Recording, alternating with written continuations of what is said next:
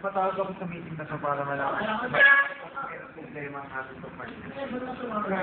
Ang problema po natin sa asada, kasi kinukulang yung pag-usulit natin na mataas sa ating mga supplier. Kaya din, kung may natin natin, anong dapat natin dito? Kapag sa akin, nagbabudget. I-check mong mabuti yung budget natin sa pasok na pera. Masyado na pong kakaunti yung pera na bumabalik natin. Kasi dun sa laki na nilalabas natin sa company natin. Na ano po ba yung magandang gawin natin para patas at lumanda pa yung takbo ng ating negosyo? Para naman, may nakikita ko kasi employer na hindi masyadong nagtatrabaho. Lahat ng mga problema niyan, kaya natin yan ang solusyonan. Basta magtutulungan lang tayo. Saka kaya natin yan.